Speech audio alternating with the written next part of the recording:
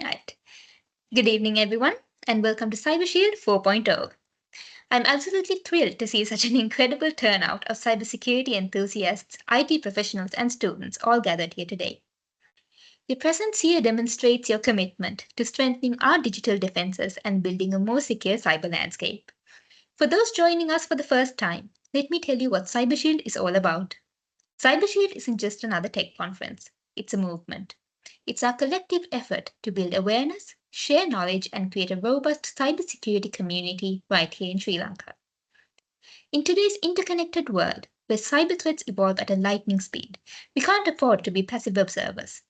Every day, we hear about new vulnerabilities, sophisticated attacks, and data breaches that may impact individuals, businesses, and even nations. That's why events like CyberShield 4.0 aren't just important, they're essential. This is where theory meets practice, where experts share real world insights, and where the next generation of cybersecurity professionals is born. Whether you're a seasoned professional or just starting your journey in cybersecurity, today's session will equip you with practical knowledge and skills that you can implement immediately. Now, let me give you a roadmap of what we have in store for you today and throughout CyberShield 4.0. We'll begin with an intensive session on cybersecurity fundamentals, focusing not just on technical aspects, but on the practical cyber hygiene practices every individual and organization in Sri Lanka needs to adopt. This isn't just theoretical knowledge sitting in textbooks, it's actionable intelligence that you can use to protect yourself, your family, and your workplace starting today. But this is just the beginning. CyberShield 4.0 features multiple sessions throughout the day, each designed to build upon the previous one and give you a comprehensive understanding of the cybersecurity landscape. We have expert speakers lined up who will cover various specialized topics, ensuring you get a well-rounded view. And to cap it all off, we have something special planned, our CTF challenge. So for those who are new to CTF, that's Capture the Flag, a hands-on cybersecurity competition where you'll put your skills to the test from all of our sessions. So this isn't just about winning prizes. It's about applying everything that you've learned throughout the day in a practical, challenging environment. Right. So now it's my absolute pleasure to introduce our distinguished speaker for today's session. We are honored to have with us Mr. Deemantha Siriwardana, who brings a wealth of academic expertise and practical experience to our CyberShield community. Mr. Siriwardana serves as a lecturer in the Department of Computer and Systems Engineering at the Faculty of Computing SLIIT, one of Sri Lanka's premier institutions for technology education. His expertise spans across multiple domains of cybersecurity, and he has been instrumental in shaping the next generation of cybersecurity professionals in our country. What makes Mr. Siriwardana's perspective particularly valuable is his deep understanding of the unique cybersecurity challenges and opportunities that we face here in Sri Lanka. He doesn't just teach cybersecurity concepts, he contextualizes them for our local environment, our infrastructure, and our specific threat landscape. Today, he'll be sharing insights on our first topic, which is Introduction to Cybersecurity. So, this session is designed to give you a solid foundation in cybersecurity principles while addressing the practical realities of implementing security measures in the Sri Lankan context.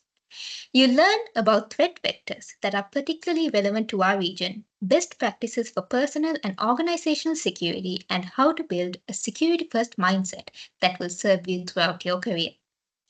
So now it's my pleasure to invite Mr. Deemantha Siriwardana to take the floor. Let's give him a warm CyberShield welcome on the chat. Mr. Siriwardana, thank you for being with us today. The floor is yours. Okay, with that. So thank you very much for that introduction. So guys, one thing, so I'm having a shoe on this bandit. So what I will do is I'll turn on my camera. So I'll share my screen. So in that case, you guys can see me clearly without any interruption. Okay, see my screen clear without any interruptions. So I hope previously also, like last year, I did the workshop for you guys. There may be people who have participated to that workshop as well. But I'll teach you some new things about this cybersecurity and about the cyber hygiene. and a lot of other things related to these practical aspects today. So feel free to ask any questions and interrupt me anytime during the session. So I'll be happy to answer all of your questions. And if you have any concerns regarding the language, you can of course ask questions in Sinhala. So I'll conduct this session in both languages. So feel free to interrupt me anytime, Putha. Okay. So shall I share my screen? Is it okay? Is it possible? Yes, sir. Okay. So give me a second. Okay. Hope everyone can see my screen. So we'll start with a bit of a practical session. Okay. So I'll start from the basics, and then we will dive into more other solid foundations about the cybersecurity aspects, and what do you mean by cybersecurity and what is cyber hygiene, like those things. But before going into these deep concepts, we'll first understand about what is cybersecurity.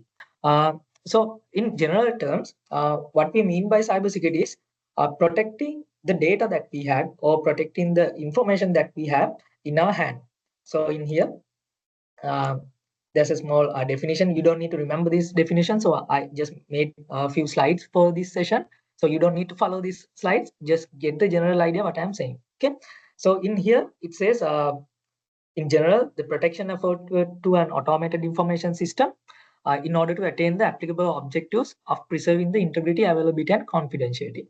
So in cybersecurity, Buddha, what we are basically what we try to achieve is protecting confidentiality, availability, and integrity.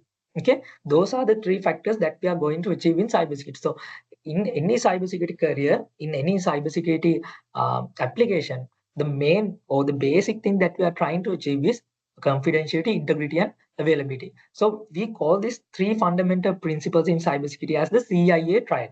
Okay, CIA triad means C stands for confidentiality, I stands for integrity, A stands for availability. Okay, so anything, if you're trying to hack a computer system, what we are doing is we are trying to breach the confidentiality, we are trying to breach the integrity, we are trying to take down the availability. If you are trying to protect an information system from hackers, what we are going to do is we are going to protect the confidentiality, we are going to protect the integrity, and we are trying to protect the availability. Okay, so confidentiality in general, what do you mean by confidentiality is, so in this slide, I have put the main key objectives of this cybersecurity. So confidential means that your private information is only visible to the intended parties. Okay, that means now you might have your personal photographs or personal videos inside your phones, right? So you don't need others to see those photos except for the people that you only know, right? You don't need to see your girlfriend, show your girlfriend's photo to the entire classroom, or maybe your teachers, or maybe your principal at school, like that, right? So that is confidentiality. Only those private information is available for intended parties. Okay. Integrity means the information that you have is available to you without any corruption. That means you preserve the original um, quality of the information. For example, think that you have this your student marking system, or maybe the campus examination, this platform, and someone goes there and changes your marks. Maybe you have a C grade, but what you do is you are not satisfied with the grade C. So what you do is you hack the computer system, and you change the grade into A plus or A minus or A. Okay, so in that case, what happened? The original value of that information is changed. Now the information is false information. So that is called integrity violation. Okay, availability means now if you need to go to youtube.com, it should be available right now. Okay, so yeah, what I can do is I can take down the YouTube site as a hacker. So when you try to access the YouTube site, I can say no, you cannot access youtube.com. This service is not available right now. Okay, so that is a violation of availability. So in cybersecurity, as hackers, what we try to do is we need to breach. As hackers, what we are actually trying to do is we are going to disrupt this confidentiality, integrity, and availability. As cybersecurity professionals who are involved in protecting these data assets, what we are trying to do is protect confidentiality. That means to protect your private information, and protect the correctness of the information. That means the integrity, and protect the availability of the information. That means whenever you need to access the information, you should be able to access that thing. I hope that is clear. Okay. So if you have any questions, you can ask. Okay. So so what will happen if there's a violation of this confidentiality? Okay. What will happen? Your private information will be leaked, right?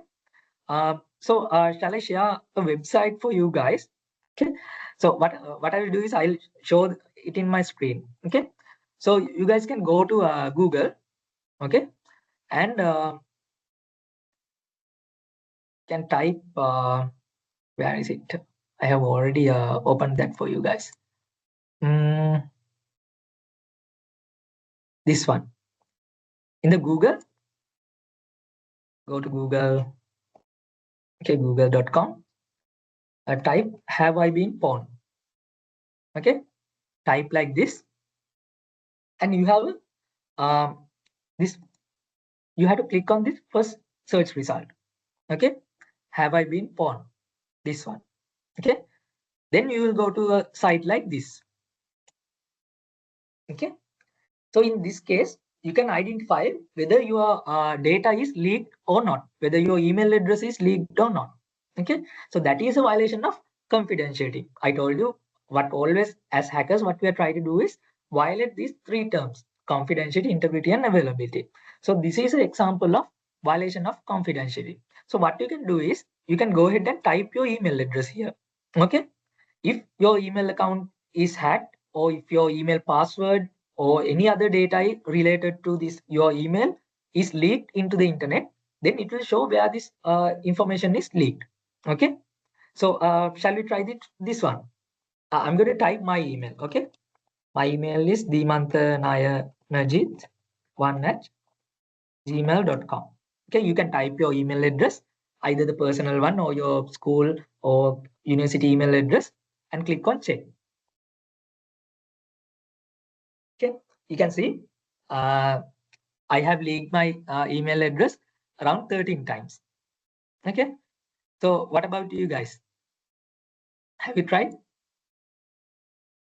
Have you guys tried this one?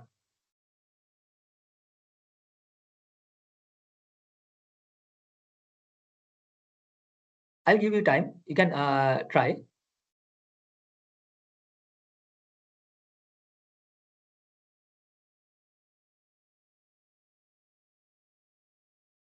So anyone like to share? So I'll go with my email address. Okay, so I disable the share option. No? Okay, so here you can see where my email address was leaked. Okay, so it was leaked all the way from 2012. So first it was leaked from Dropbox. So Dropbox is a file sharing platform. So when I signed for this platform, you can see in mid 2012, Dropbox suffered a data breach which exposed the stored credentials of tens of millions of their customers. In August 2016, blah blah blah, like that. They are saying mainly my email address was leaked in 2012 uh, from Dropbox. Okay, and in 2013 October, again my email address along with the password hints and also my passwords and usernames were leaked by this from Adobe. Okay, so I had made accounts in all these platforms. Okay, I was using this Photoshop, Illustrator, like those things. At this time, I was doing a bit of this graphic designing. So I downloaded these softwares. So I might have leaked from those things. Okay, and also Interpass. My email address was leaked there in November 2015. So this I can remember this was due to in when I was back there in school, we had assignment related to these pen pals and all those things. So I sign up for these services in those time. Okay, then you can see 2018, then 2019, and also in 2019 from Canva, and in 2020, and there was another breach in 2020, and pay here in 2022 I purchased this This is actually a data breach from Sri Lanka. Okay, I purchased this this payment gateway in 2022. So from there also my email address, IP addresses, name, credit card details, phone numbers, physical addresses, purchases, all those things were leaked.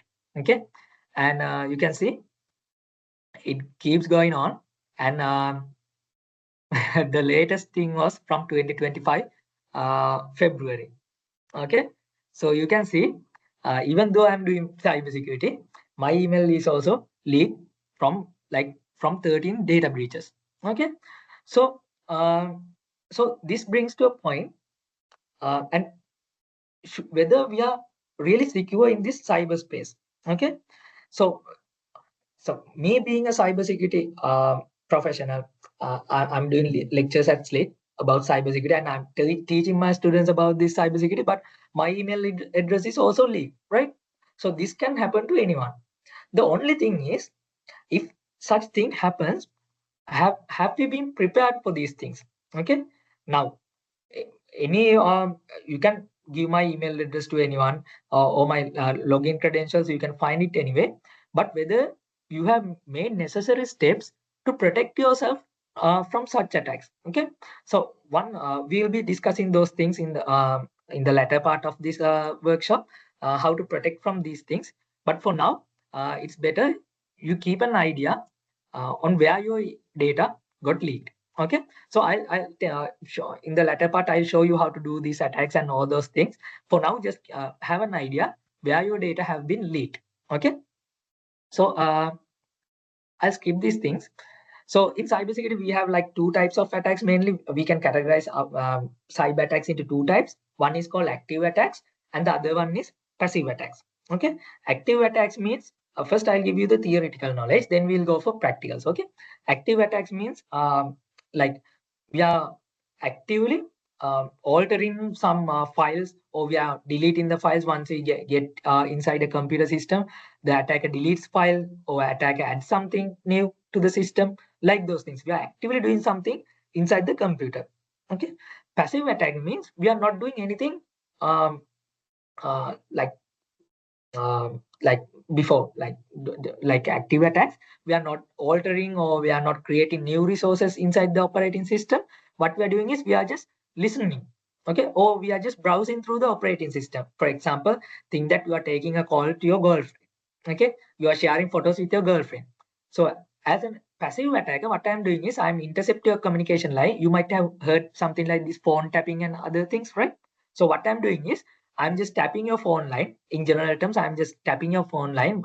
We call in cybersecurity it as a man in the middle attack, or sniffing attacks. Okay, so I'm looking into what you're sending, and you're sending a photo to your girlfriend. I just watch the photo and I just forward it. Okay, I'm not altering anything, and your girlfriend is sending a photo back to you. And what I do is I just watch the photo and send it back to you. I'm not changing anything. That is passive attacks. If I'm changing the photo, then that is an active attack. Okay, so keep that in mind also. And there's another attack type called inside attacks and outside attacks. This depends on the place where the attack is there. Okay, if the attack is within the organization, that means now you are a school kid, or maybe you are a university student, so you are not happy with your grades. So what you do is you hack into your own university or campus database. So that is called inside attack. Someone from within the organization do the attack. And the outside attack means someone outside the organization doing the attack. So think that you are from maybe uh, from Moratua University, or someone from CNEC, or you are from SLIIT University. Okay, I'll take SLIIT. That is my campus name. So you are from SLIIT. So I'm outside. So outside attack means, as I took the example, so you are a SLIIT student. I'm an attacker from Australia. So I'm attacking your university, which is SLIIT. Okay, so that is outside attacks. So before going into this practical, so you need to have an idea about these things. That's why I'm explaining. So then there's another term in cybersecurity called vulnerability. Vulnerability means a weakness in a system. Okay, if there's a vulnerability in your house, let's take an example like your front door lock is broken. So that is a vulnerability in the house. That means anyone can open the door and go into your house. Okay. So that is a weak point in our house. We call that as a vulnerability. Okay. Exploit means like we can take it as a noun or a verb. Exploit means we are taking use of a vulnerability. We see an opportunity that your house, the front door is broken. So we take use of that weakness and we enter into the house. Or we see there's a broken door lock and we use some tools and we remove the lock and we enter into the house. That is called an exploit. We are taking use of an vulnerability. So in here it says an exploit is a piece of software, a chunk of data or a sequence command that takes advantage of a bug or vulnerability. Okay. So why I'm telling you these terms? Because when we are doing the practical, you will come across these terms. Okay. So just have an idea about what these terms are. Okay. And then we have something called vulnerability assessment. Vulnerability assessment means you are looking for weak points in your operating system or your computer system. Okay. That means I told you vulnerabilities are the weaknesses. So if you do a vulnerability assessment for your house, that means you are going around the house and see what are the weak points in your house. Then you will identify, okay, my front door is broken. The back door lock is not working properly. There might be a window which is broken in the second floor. Like that, we are doing the weakness assessment or vulnerability assessment in order to find the weaknesses in our system. That is called vulnerability assessment. Then it comes penetration testing. Penetration testing means we are checking whether by using the previously identified weaknesses, whether we can do something bad. Okay. So for example, if you're doing a penetration testing assessment to your home, um, according to the vulnerabilities that you have found earlier. So, say for example, you found there's a broken window in the second floor. Okay. In penetration testing, what you are doing is you are trying to jump inside your house from that broken window. That is something like penetration testing. So, in real computer systems, also what we are doing is we scan for vulnerabilities. I'll show you how to scan for vulnerabilities. Then, once we found a weakness in the system, then what we are doing is we try to go inside the system by doing penetration testing or by exploiting the system. Okay, exploit, you can remember, right? By exploiting the system, first we scan the system or website or whatever the thing, then we find a weakness or a vulnerability. Then we try to make use of that weakness and attack the system. So that is how basically these hacking things are working. Okay.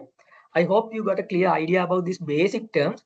In the beginning, I showed you these terms just to give you an idea on these things, because otherwise it's hard for us to understand these things. Okay. So guys, any questions? Any questions? If you have any questions, you can ask.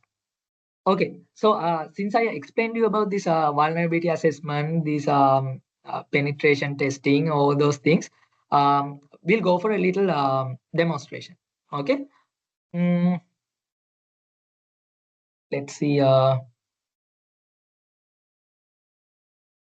Okay. So I'm using this VirtualBox software. So I'm using one operating system called Kali Linux and another operating system called Metasploit. So all these things are in host-only network. You don't need to worry about these things. I'm just showing you the concepts. Okay. This Kali Linux is operating system that we are using to do this hacking kind of practicals. So I have this hackers operating system in my left hand side. Okay. And this victim operating system in my right hand side. Okay. Mm, so this blue color one is the hackers operating system. Okay. For you guys to understand, blue color one is called Kali Linux. Okay. That is a normal operating system that we use for this ethical hacking and practicing this hacking kind of things. We are using this Kali Linux operating system. Okay. Uh, so I log into this one.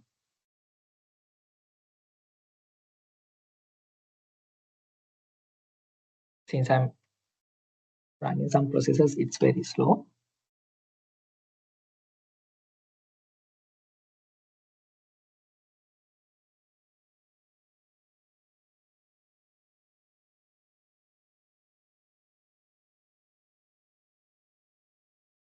Okay. Uh, um,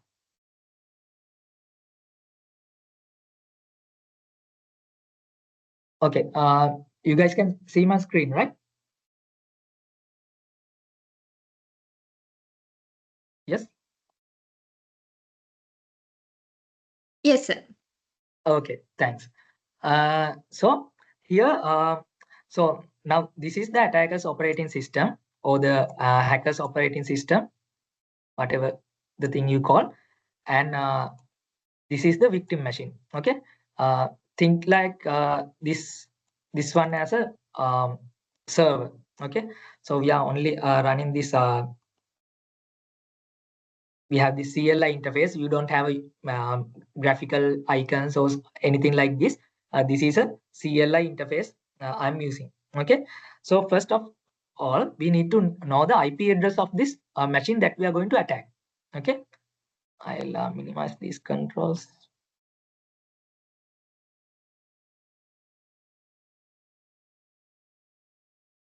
Okay. So in here, in this machine, I want to know the IP address of this machine in order to attack this machine. Okay. So IP address is something like a address that is provided to your house. Okay. You have address like what do you call 102 Samagi Mawata, Malabe or something like that. In the same way, when you are connecting to the internet, your machine or the computer or the mobile phone, whatever the thing you are connecting to the internet, will have a unique address. Okay, we call that as an IP address. So if I am a burglar, okay, trying to rob your house, then I have to know the location of your house first, right? So that in that way, I'm going to locate your house. Then I'm going to jump inside your house. Just like the same manner, if I am an attacker, if I'm going to attack a computer over a network or the internet, I should know what is the location or the what is the IP address of your operating system or the machine that you are using. Either it can be a laptop or either it can be a mobile phone. So in here, I'll show you how to search for IP addresses in next few minutes. But for now, for demonstration, I'll get the IP address directly from this machine. Okay, we have a command called ifconfig. Okay, ifconfig. So when you put that command, you get the IP address of this machine. Okay, you can see the IP address is 192.168.56.100.2. Okay, here you can say inet addr. There's something called inet addr. Okay, and after that you have the IP address. This is the IP address of this computer 192.168.56.100.2. So this is the address given to this computer for it to be identified within the network uniquely. Okay, so I now know the IP address of this machine. So now I can attack it from here. Okay, before hacking, what is the first thing that I'm going to do? So this is my hacking operating system. Before attacking, I need to first do the vulnerability analysis, right? I need to analyze what are the weak points of that machine. Okay. Before jumping into a house, if I'm a robber, before jumping into a house, what I'm going to do? I'm going to analyze what are the weak points of this house. So same thing we can do from several scanners. Okay. We have something called Nmap. Okay. In this operating system, we have something called Nmap.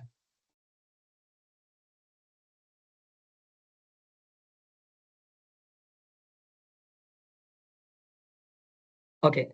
This is the Nmap tool. When you run the Nmap tool, it'll give you interface like this. Wait, I will increase the font size.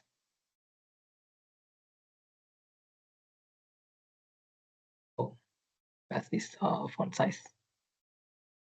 References.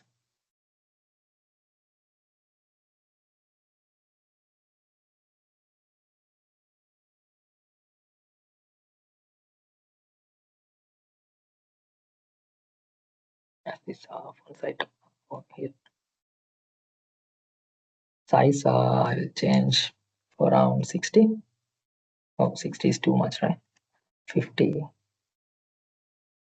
maybe 40. Okay. Oh, 40 is also too much, right?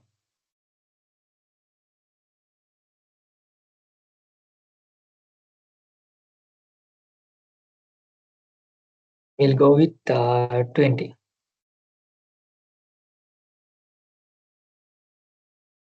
Okay. Now you can see.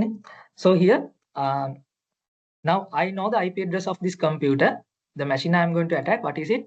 192.168.56.102. So I need to then do a vulnerability assessment or do a scan and see what are the weak points in this machine. So the command is, I'm going to run the nmap tool, nmap. I'm going to give the IP address 192.168.56.102. Okay. So then we can do a general scan.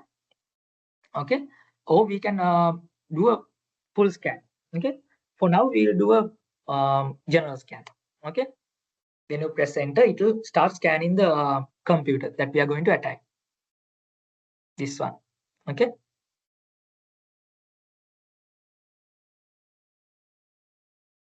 let's see what we'll got. Okay, see, now I told you, when you do a vulnerability assessment of your house, you will identify like some windows are broken, some windows are open.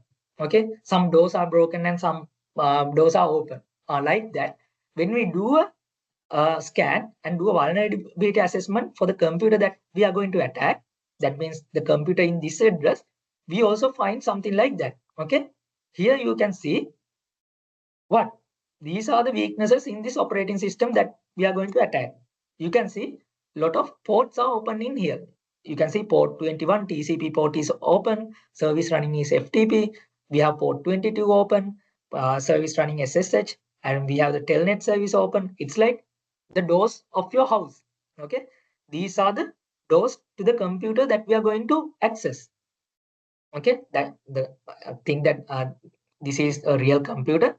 Okay, so in this computer, if this computer is like a house, so these are the doors that are open. These are the doors and windows that are open in this house that we are going to attack. Okay, you can see there are a lot of doors open in this house. Okay, if you do such a scan for your computer, you can see hundreds and hundreds of ports are open in your computer. Okay, that is the reality.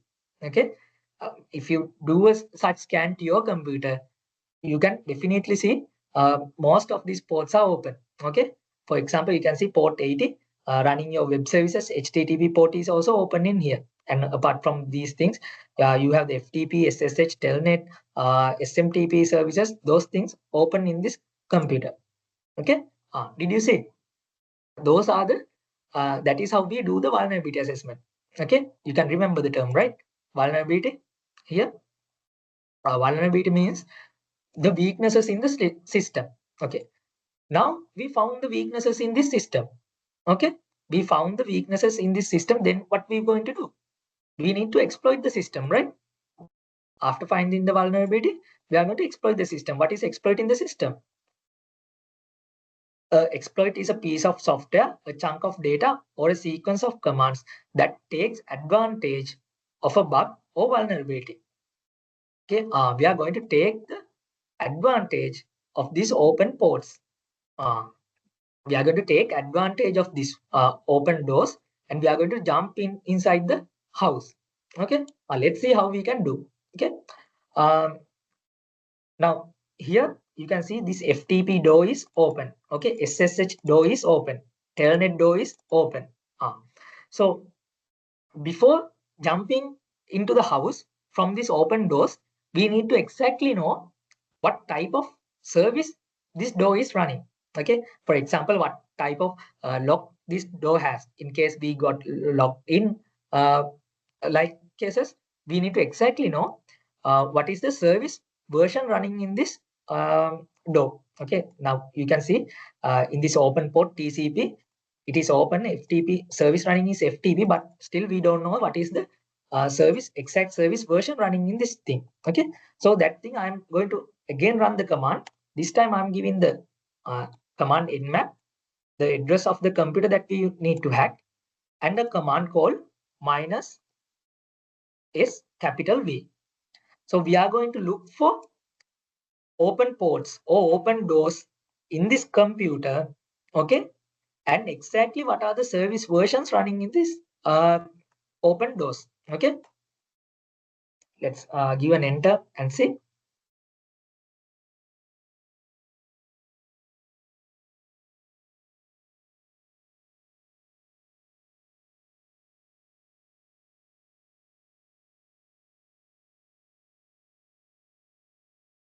It usually takes some time.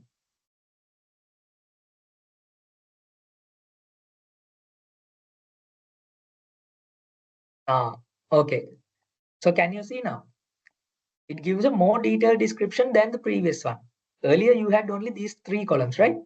But now it shows the exact version of the service running in this port. You have port 21, it is an open door, and the service running is FTP, and service version is VSF TPD 2.3.4. It's like this, Pudha. So if I'm going to hack your computer, think that you are running Windows 7, okay? But there are different updates coming for this Windows 7, right? From monthly or time to time, updates are coming. So with the updates, they are fixing the issues. Okay, for example, if you have Windows 11, we'll take Windows 11. Windows 7 is outdated one. So if you have Windows 11, you can see Windows 11 is automatically updating. Okay, that means they are fixing the issues in the operating system from time to time. So if I am going to attack your computer, I need to know what is the last date you have updated your computer. So in that case, I can know whether the weakness that I'm still looking for is still there in your machine. Okay, that's why we are looking for the service version. If you are running a Windows 11 version that is not updated, then I can forward matching scripts, or I can do some attacks relevant to that non-updated operating system.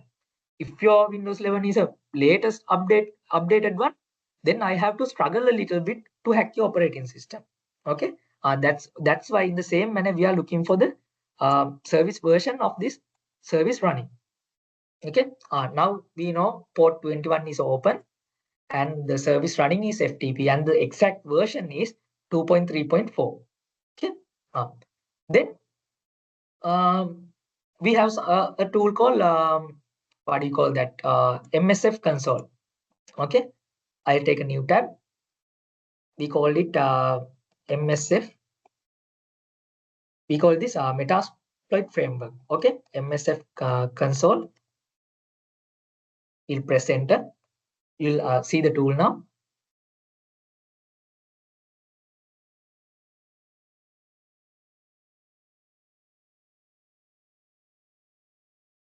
Okay, this is the Metasploit tool. Okay, so I'm not going to go into details of these things. Okay, so now we found that okay, we are having an open door in port 21. It is open and the service version running is this one. Okay, so let's see whether we have something to attack this service version. Okay, VSF TPD 2.3.4.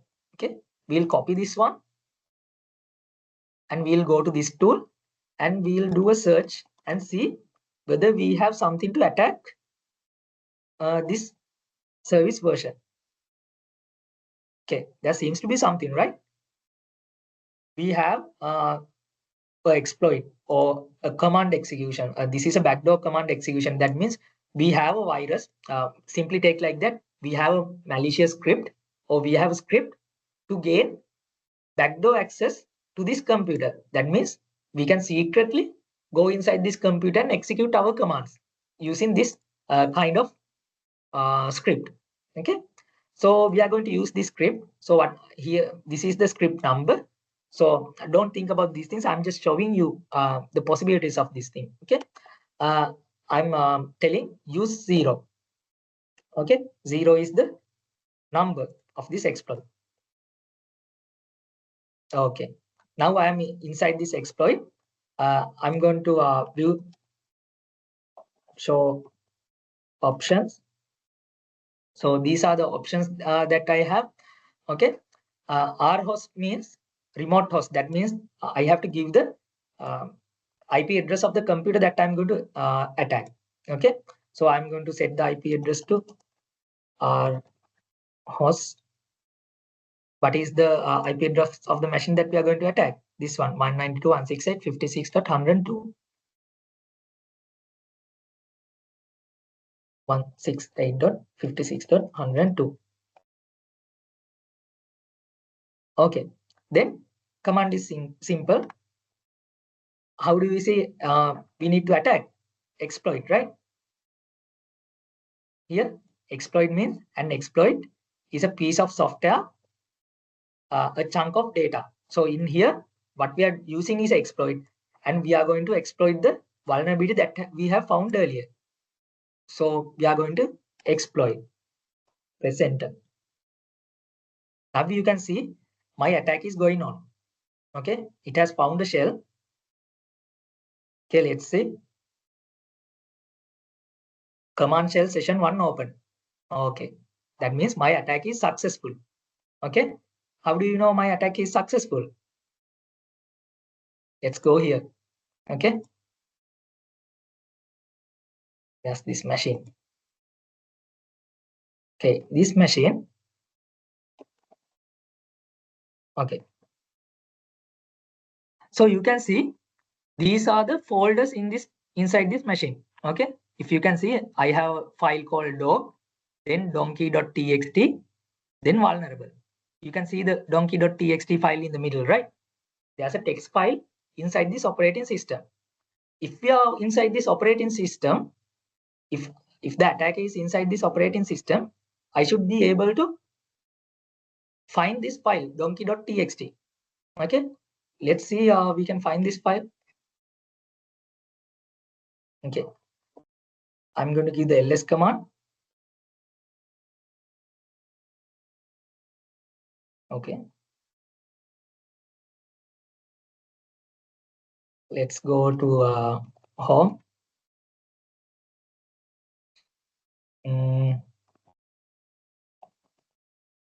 MSF admin. Can you see? This is the donkey.txt file. Okay, I can create a new file from this attacker PC. What do you want to call the file name? A file or a folder? Anyone? Shall I use one of your names?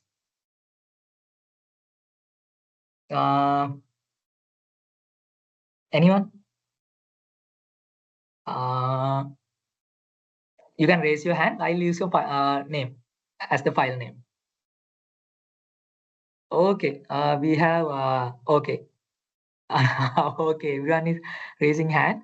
I'll take the okay. Okay, 5 people. Oh, okay. I'll take the first one who raised the hand. Okay. That was Marikal.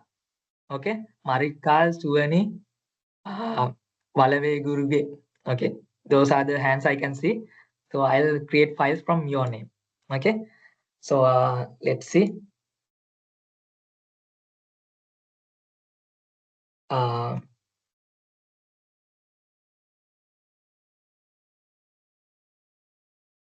okay. This is marikal.txt. Then Suvani, right? Suvani.txt. And what's the other name? So as an attacker, if I get access to your computer like this, so what are the possibilities that I can do? Okay, no. Okay, so what are the possibilities that I can do? So I created new files inside your computer, right? So in the same way, what I can do is I can push a malware into your computer. I can push a virus into your computer. I can delete files from your computer. Or I can view files from your computer. If you have your private data, maybe your photos, maybe your folders, maybe your exam results, or whatever the thing, videos in your computer, I can view those things, right? So I think that this is your computer. Okay. Um, so I'll open.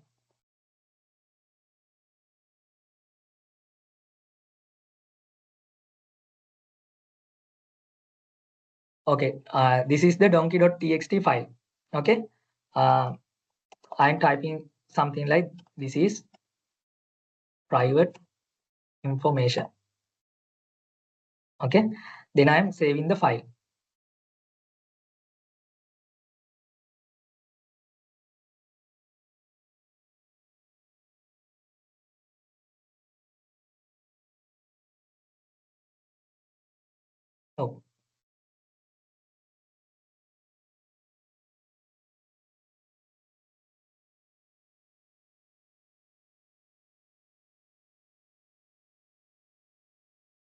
Oh, permission denied, right?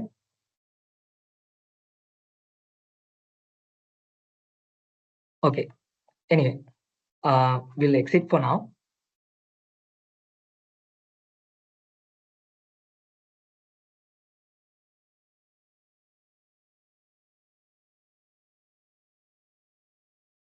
Okay. So what I can do is I can read files. Okay, read information inside your file. Read photos or videos from your file. Okay, this is not only valid for a computer. This can be valid for your mobile phone. Okay, whatever you have stored inside your mobile phone, I can read. Okay, so so that is one explanation of one example of how we can do this confidentiality breach. Okay, I told you in the beginning, cybersecurity is always about these three things. If I'm a hacker, I'm going to violate the confidentiality, violate the integrity, and violate the availability. If I am a security person, so protecting the system, what I'm going to do is I'm going to protect the confidentiality, protect the integrity, and protect the availability. So what you just uh, saw was a violation of a confidentiality. That means I access your private information and I was able to create the data and do some changes. Okay, so what kind of attack did I do? I hacked into your computer and I did not just look in your data. What did I do? I actively changed some of your operating system, right? I created new file. So what type of attack is that? That is an active attack. I did not only look into your information, I changed your information, right? I created new things inside your computer. So that is a active attack. So that's why I told you in the beginning, you should have a slight idea about these terms that will be useful in our lecture. Okay. Uh, so for now, we'll put this aside. Okay. So is it clear, guys? Any questions from that thing? Any questions? Yes, this one. Excuse me, Saran. sir. Yes, Yeah. sir. Sir, the Kali Linux is a OS. I understand that, but this Metasploitable, is this a server or work as a, sorry, is this a server Yeah. or This one is how also we the use this? yeah, this Metasploitable is also an operating system. Okay, but this operating system we are using to practice hacking.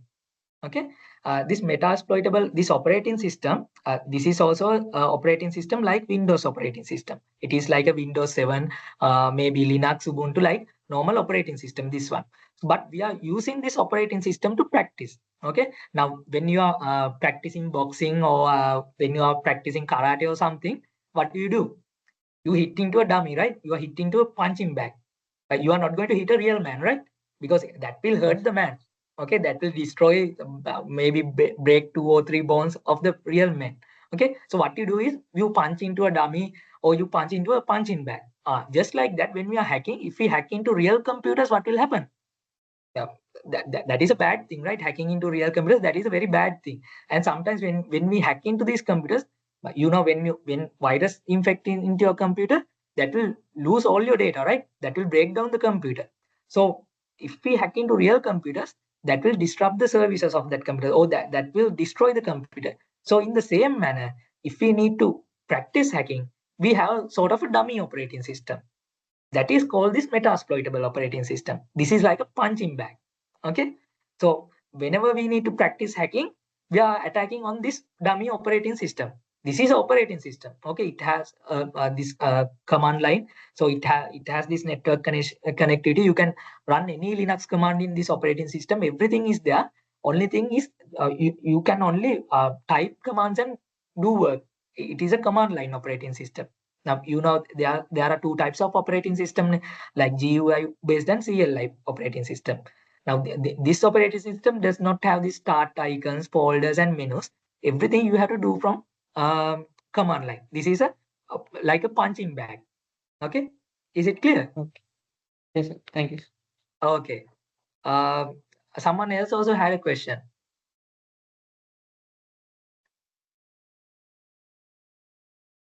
Any questions?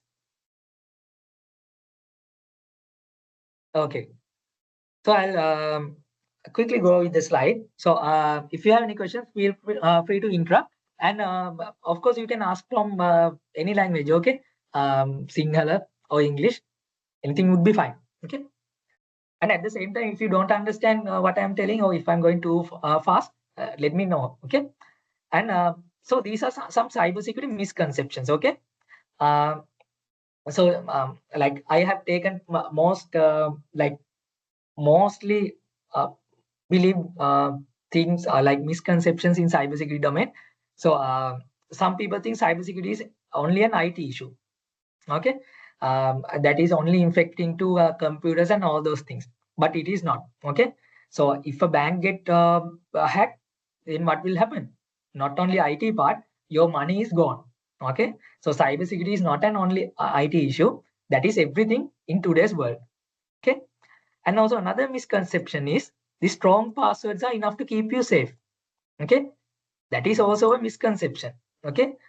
It doesn't matter how strong your password is, okay? If you don't have multi-factor authentication, what will happen? Your email account, the first thing that is getting hacked is your email account. I'll show you example, okay? uh, I can't share the actual email. So how would you say? I can disclose the event. Okay, I'll say like this. Okay, sometimes what we are doing is when we are hacking a person's social media account, or when we are actually hacking into a profile of a social media account, what we'll do is we'll try to hack into the email address. Why? Because um, when we go for password reset option, okay, the OTP is coming to your email address. So first thing that we are going to do is we are going to hack your email address. Then we can easily get access to all your social media accounts. How is that possible? So you have signed into your Facebook and what do you call this, Instagram, and maybe other TikTok or anything using your email address. Most probably you have used the same email address to signing up for these services. So if we hack, rather than hacking into Facebook, then separately to Instagram, separately to TikTok, the most feasible option is to hack into your email address. Okay, then we get the password. Okay, then we go to your Facebook account. We do the password reset option. OTP is coming to your email address. Then we can reset the password of your account. Okay, that is the easiest way to hack your profiles. Okay, there are a few other ways, but this is the easiest way most probably the hackers are going to do. Okay, so in that case you should enable multi-factor authentication. Okay, strong password is not enough.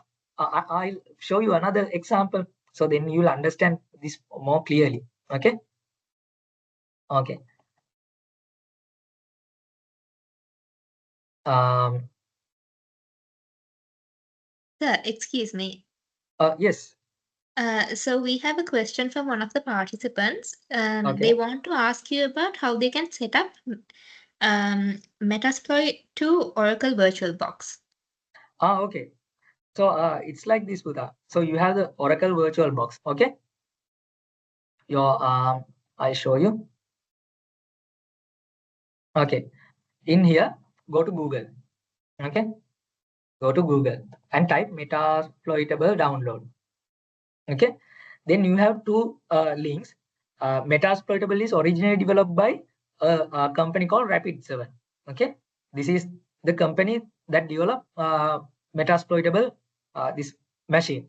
Okay, and also there's another link, SourceForge also. You have the Metasploit download link. Okay, if you go to this website also, it is directing you to this SourceForge link. Okay, so go to this SourceForge link. Okay, there you have the download option. Okay, Metasploitable download. Download this one. Okay,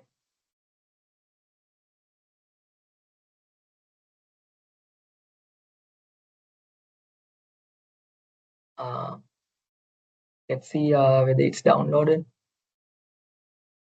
Okay, it is showing like it will take 2 hours to download. Okay, I told you my connection is very slow. Okay, so I'll just give you a rough idea how to do that thing. Okay, I share the screen.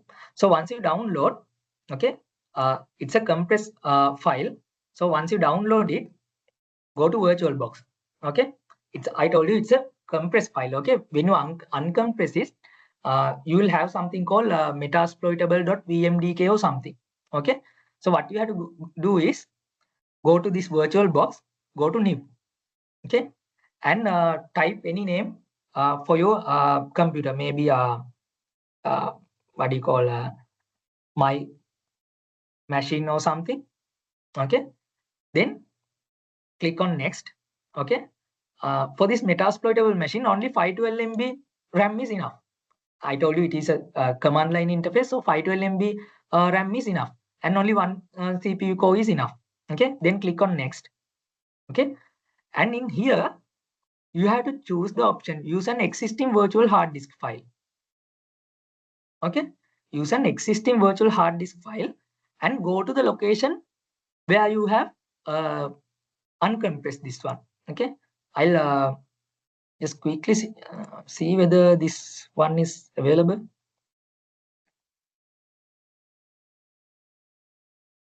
Okay, my downloaded file is not there.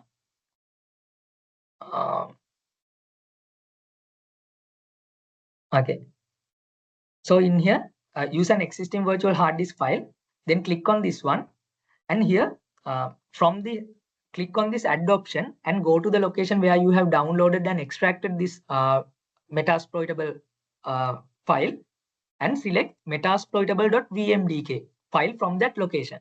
Okay, then click choose and give next. Okay, and click finish. It will load the machine here. Is it clear? Yes, Fikri, right? Any question? Yes, sir. Good evening, sir. Good evening. Can I ask a question, right? Yeah, sure. So if I gonna enter the password, how we can identify is that a strong password, weak password? So I'm asking about that. If you have any website to guess that. Okay. Good question.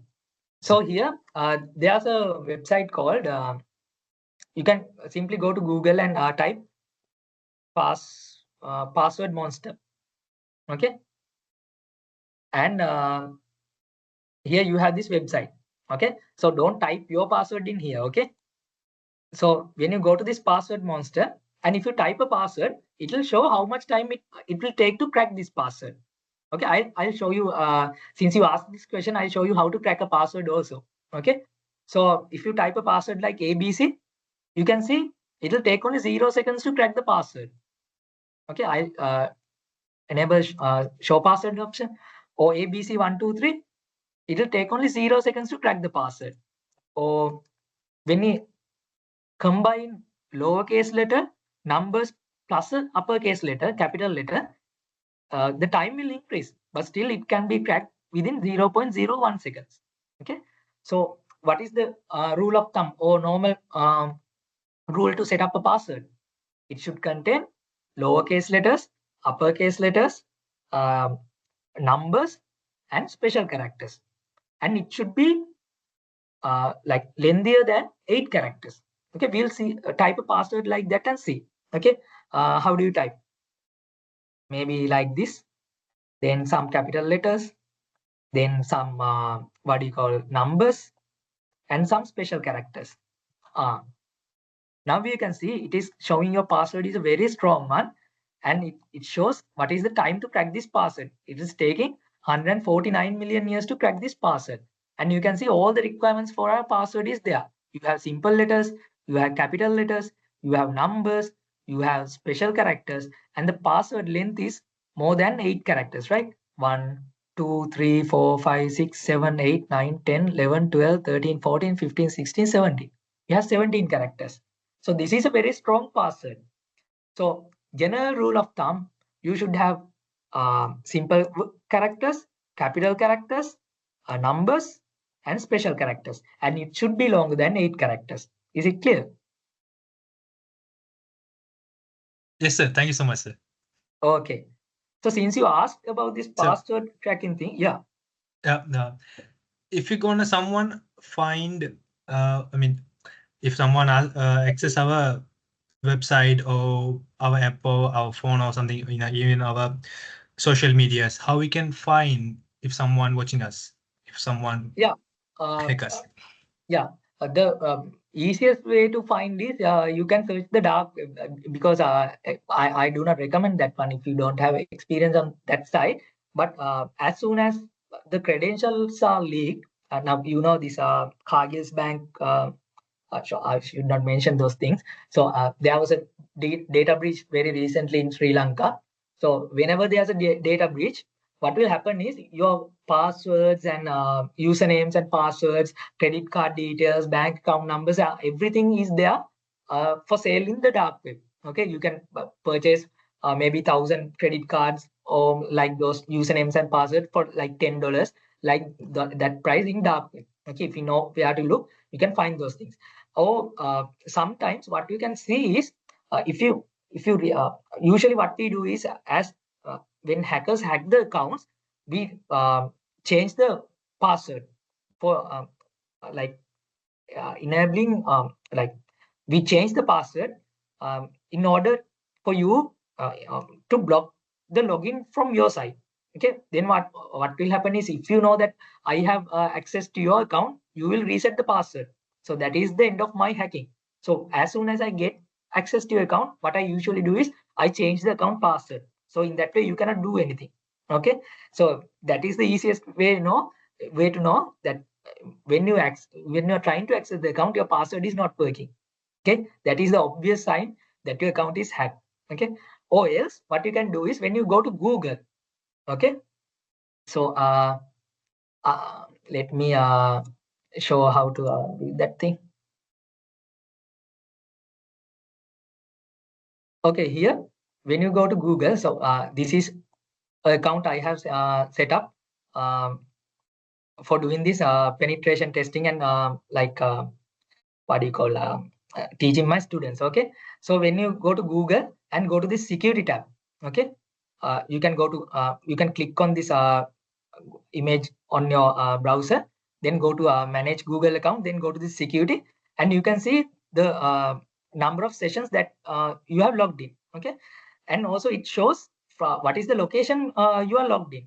Okay, so if you see any location rather than the location that you are currently logged in, so that is a sign that your that another person is accessing your account. And also if you can see any other, and now you can see 4 sessions are open in Windows computers and 3 sessions on Android tablets.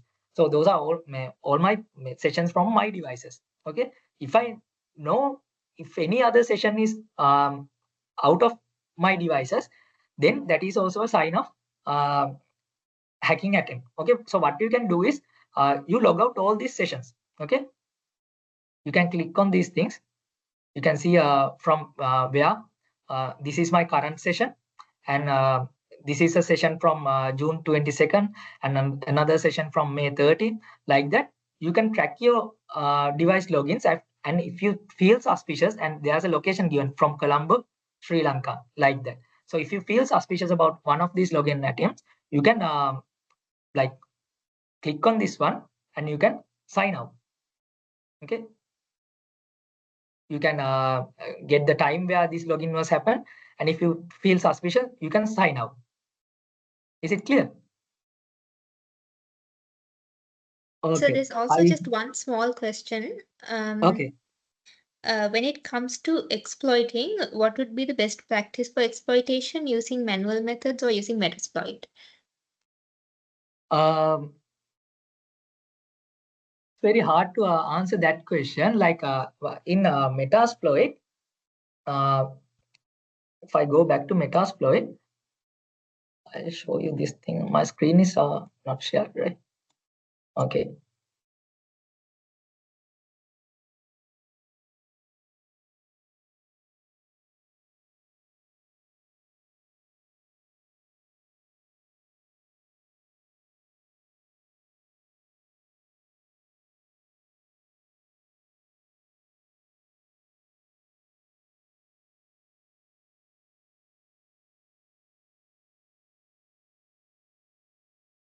Okay, you can see in here Metasploit. You have 2,461 exploit and 1,267 auxiliaries, 431 posts, 1,471 payloads, 49 encoders, 11 knobs, 9 evasions. So you have 2,461 exploits. So you have a huge bank of exploits in this tool. And auxiliaries means there are different scanners that we can use to scan this. So you saw there's something like nmap we use. I'll also go to this location and show you the share. We go to our Metasploit location. Here we have, I think, Metasploit. Yeah, Metasploit framework. Here we have that. I'll go here.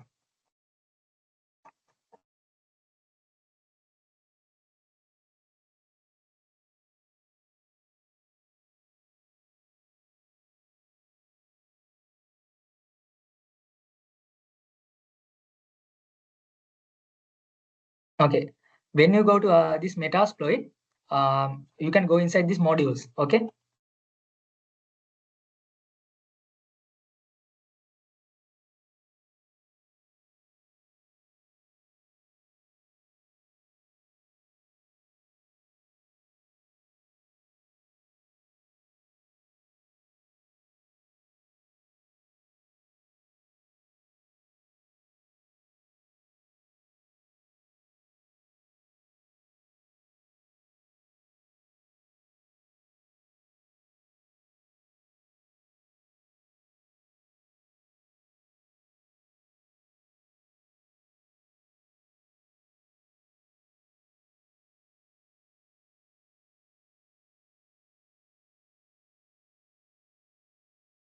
Excuse me, sir, you are muted.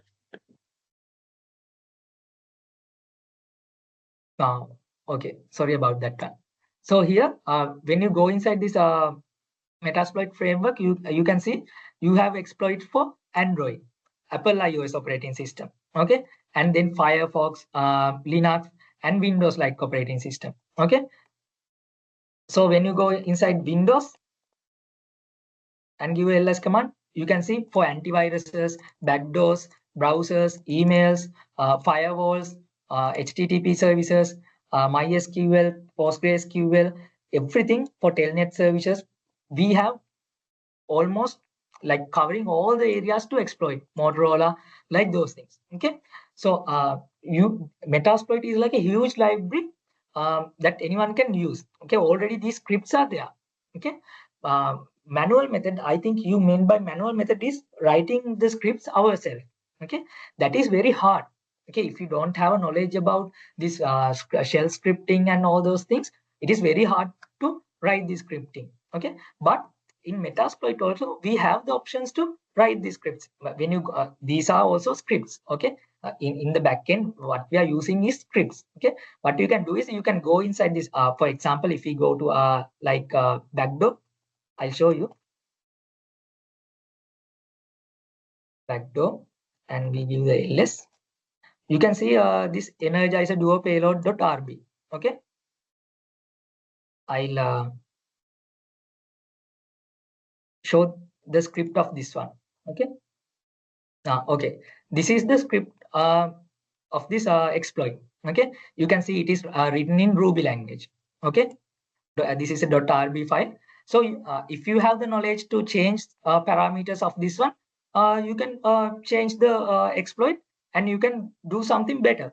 Okay, I think that was the thing that you meant by manual methods. Okay, so you can use either Metasploit if you are new to this hacking things. But if you are a pro, or if you know have an idea about this scripting languages, shell scripting, like those things, of course you can go ahead and like do your own scripts. That is fine. But the best method, like everyone is using this Metasploitable, this is easy and this is beginner friendly. Manual methods, if you write your own script, that is very time consuming, but it is very much effective because you have an idea about what you are going to hack and you know what exactly you are looking for, and you are writing your own script. That is very time consuming, but very effective. Okay. Since I can remember the name, the one who asked about these passwords. So I'll show you one example for you to get clarify about this password attacks. So I'm also I'm using Kali Linux, and we'll start up the Metasploitable one. Okay. Here I am starting Metasploitable machine. Let's wait.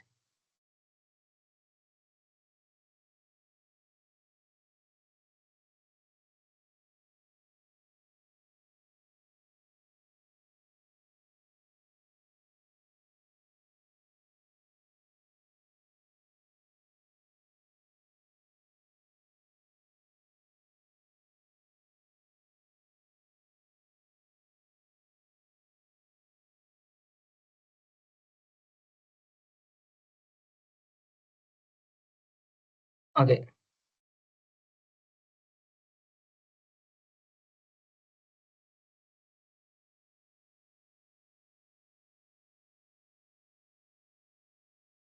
Not muted, right? Okay, not muted. Okay, now you can see my Metasploitable machine. I don't know the username and the password of this machine. Okay, just assume that I don't know the username and the password of this machine, but I know the IP address of this machine earlier. Okay, I'll give you the username and the password, then you can understand better.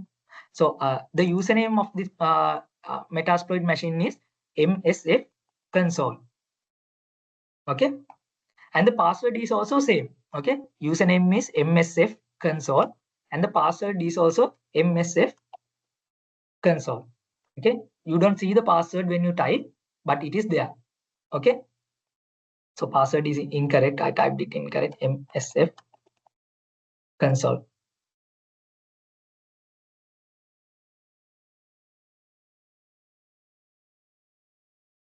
Oh, is it incorrect? Why is that? Sorry, MSF admin is the username password. MSF admin, and the password is MSF admin. Okay, now you are logged into your Metasploit machine. Okay, we'll just check the IP address. So it is the same IP address 192.168.56.102. Okay, okay. So if I'm going to crack the password of this machine, think that now you don't have any idea of this password or the username of this machine, but you're going to crack the password of this machine. Okay, so you know the IP address. So what we are going to do is we have a tool called Medusa. Okay, we have a tool called Medusa. This is the Medusa tool, and also we have another tool called Hydra.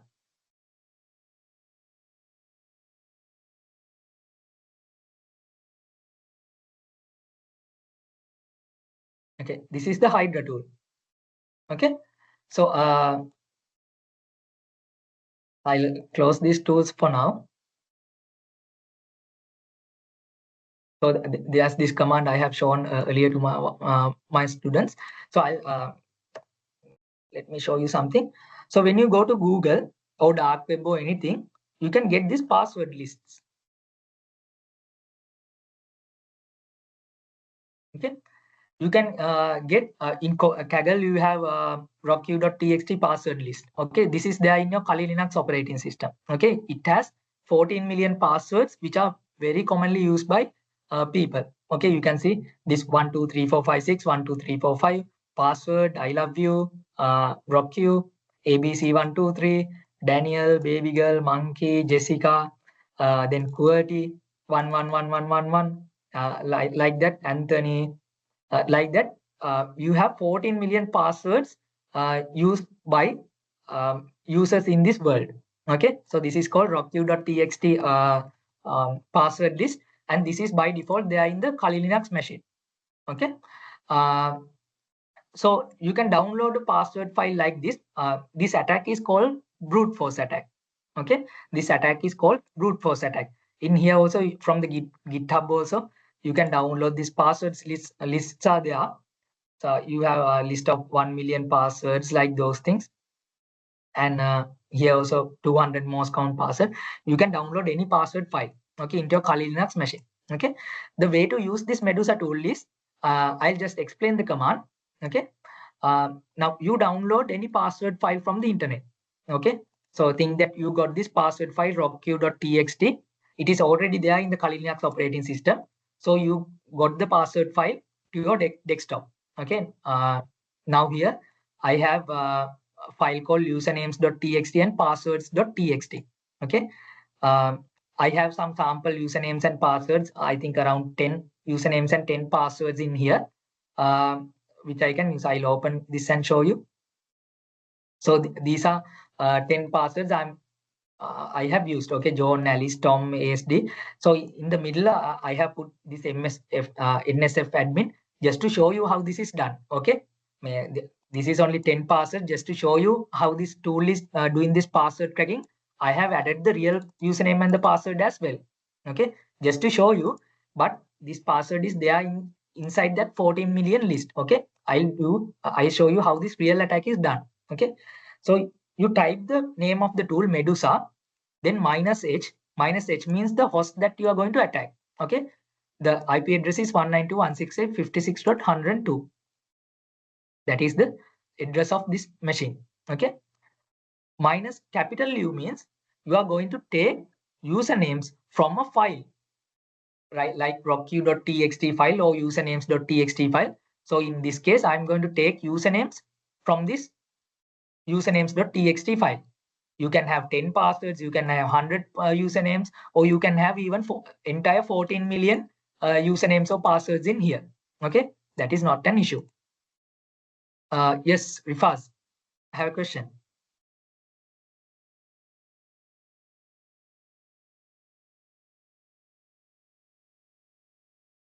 Yeah, Rifaz.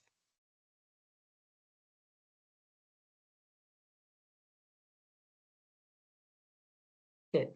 So there is a question. Yeah. කලින් IP address එක use කරලා hack කරපු method එක දැන් use කරන OS එකට කරොත් ඒක ප්‍රශ්නයක්ද? නෑ කිසිම ප්‍රශ්නයක් නෑ ඒකේ. Now the only thing is you have to find the correct IP address පුතා. So in here මම මෙතන ඔයාලට එක දෙයක් පෙන්නන්නම්.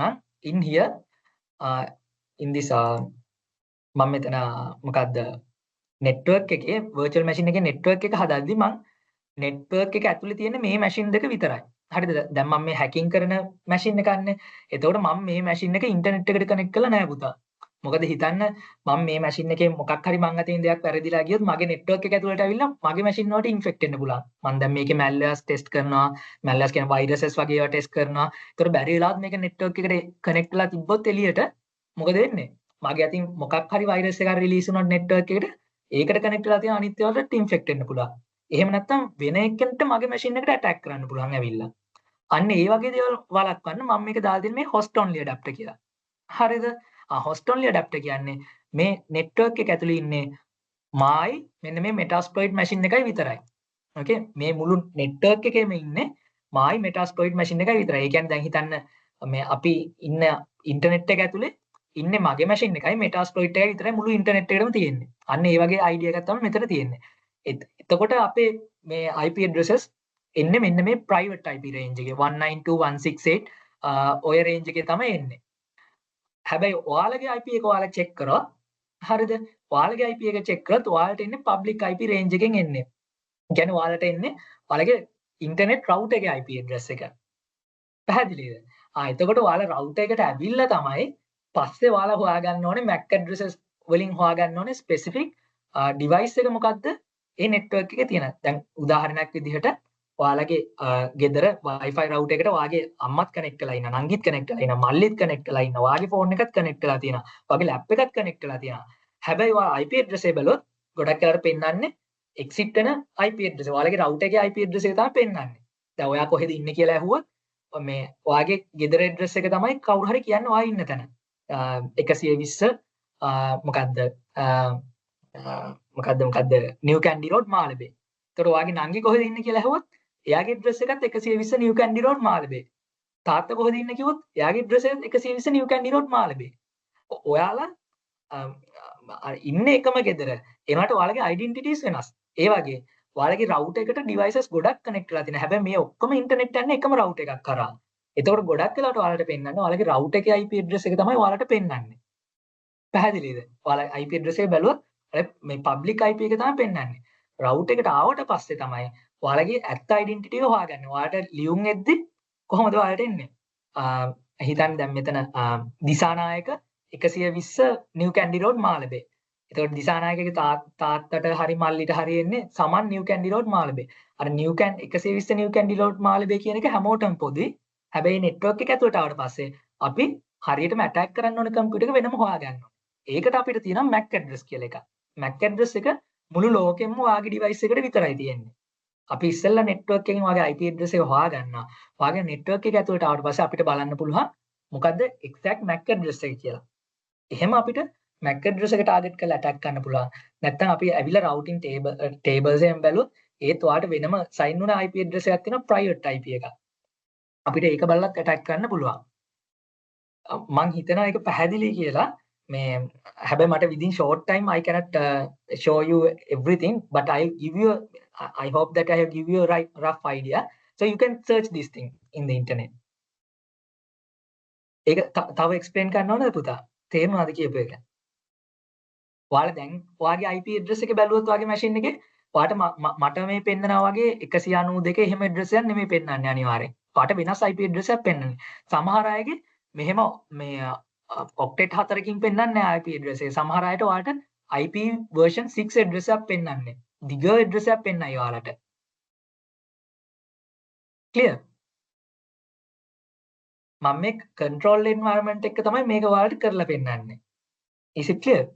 I hope that is clear.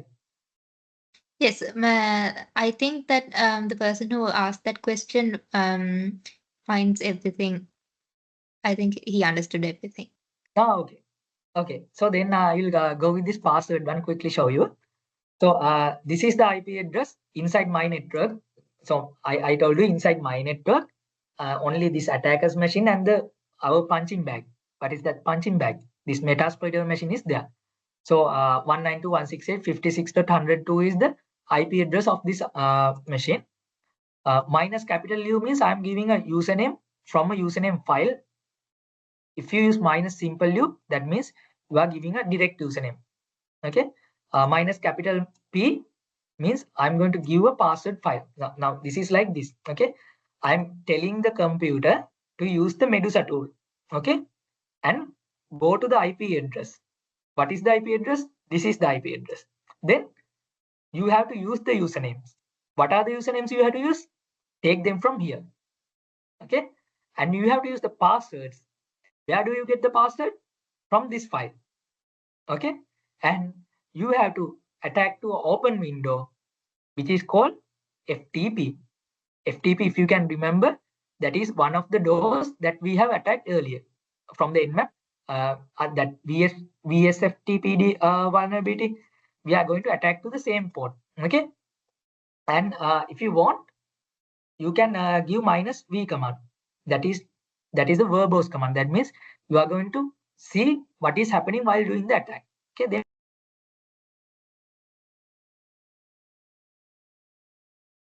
okay. Then press enter. Enter is not pressing. Okay. It says oh, -v. Sorry about that.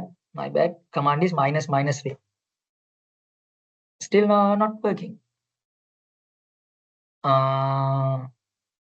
Network Medusa invalid option.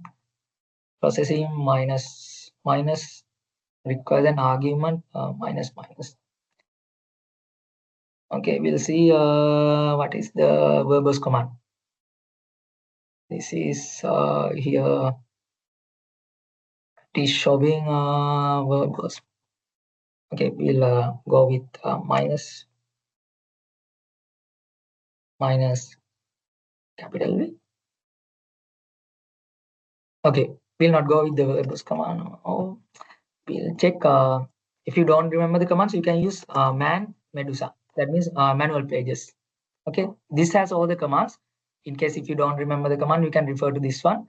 So you can see the flags are there here. Verbose. Minus V, you have to give the verbose level. Okay, that is my bad. Okay, verbose 0 to 6. So we use the verbose level 6. Minus V 6. No such file or directory wise. Okay, we'll start the command line from here. I didn't give the this absolute path. That's why. Okay, we'll give the same command. Just there, I think. Yeah. Yeah, and you don't need to use like 100. This is for using threads. Okay, parallel processing. Minus 6. Okay. You can see now the attack is happening. Okay, this is how the passwords are cracked. Okay.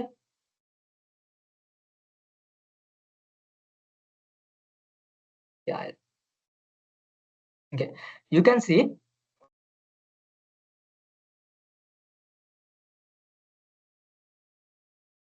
now in here, this is my usernames file. Okay. And this is my password file. Okay. This is my username file. This is my password file. So what this tool is doing, first he will use the username John. Okay. John කියන username එක ගන්නවා. Then with the username John, it will check all the password first. John and password John. Then username John and password Alice. Then username John and password Tom. Then username John, password ASDS. Like that. One fixed username, then check all these 10 passwords. Then after checking all these 10 possibilities, it will go to the second username. Then Alice, John, Alice, Tom, Alice, ASDS, Alice, DFAFDS. Like that. How many turns this will run? It will run 100 times, right? John එකත් 10ක් attempts run වෙනවා. Alice එකත් attempts 10ක් run වෙනවා. ඊට පස්සේ Tom එකත් මේ passwords 10ම check වෙනවා. ඊට පස්සේ ASDS කියන username එකටත් මේ passwords 10ම run වෙනවා. එතකොට ඔහොම මෙතන usernames 10ක් තියෙනවා. ඒ 10 10න් වැඩි කරාම කීයද? 100යි. You can see what is happening here. See John එක try කරා. ඊට පස්සේ ආපහු John Alice එක්ක. ඊට පස්සේ John Tom එක්ක. ඔහොම ගිහිල්ලා ඔන්න මෙතනින් John MSF admin එකත් එක්ක try කරලා ඉවරයි. ඊට පස්සේ what is the second name? Second username is Alice. Can see here second username Alice. Then Alice is trying with the password John Alice Tom. Here Alice, this is the username Alice, and the password they are trying John Alice Tom ASDS DFS DS. This one like that. All the 10 attempts password changes, but the username stays same. Alice check කරාට පස්සේ ආයෙම කාටද යන්නේ username එක? Tom ට. මෙන්න ඒ Tom ගේ 10. ඊට පස්සේ ASDS username එකත් එක්ක password check කරන 10. DFAFDS එකත් එක්ක check කරන 10. Like that. It will go for 100 attempts. Okay. Now you can see. Okay. Still it is running. Okay. You can see this one is taking so much time, right?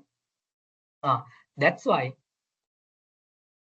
we are asking to at least use a password. Now this depends with the resources available to you in your machine. Okay, that's why I told you normal password strength should be here. Now it is showing you it is going to take 149 millions to crack this password.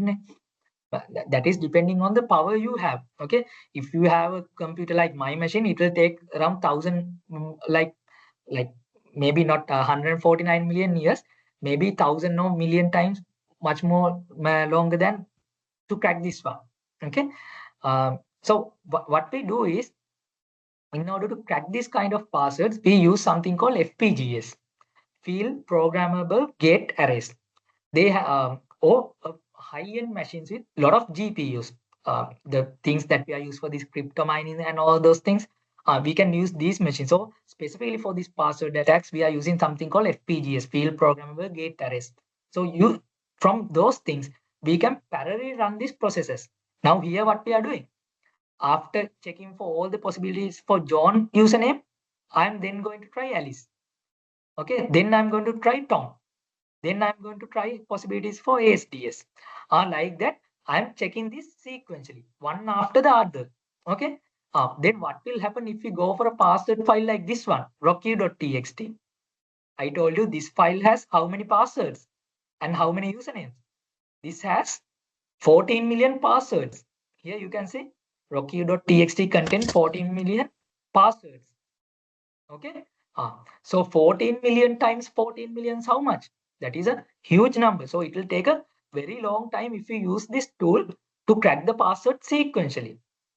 Okay. Now we are coming to the username MSF admin. You can see it is still checking. Will she see when the password check is done for MSF admin? What will the result? Here, can you see? It says account found, FTP host, username is MSF admin, and password is MSF admin. Success. That means the tool found what is the login details or login credentials for the machine that we are going to attack, right? We already know, I already showed you the login credentials. That is to give you an idea about this is the correct login credential. Otherwise, you don't know.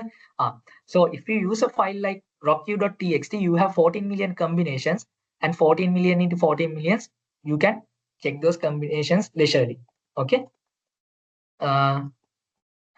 So there's a now I showed you how this is done sequentially. Okay. So I show you how this is done in parallel processing. Okay. Minus T. I'll do this. I'll use 100 threads. Okay. Thread means parallelly I'm going to run 100 processes. Okay. When I give this number, see how quickly this attack is done.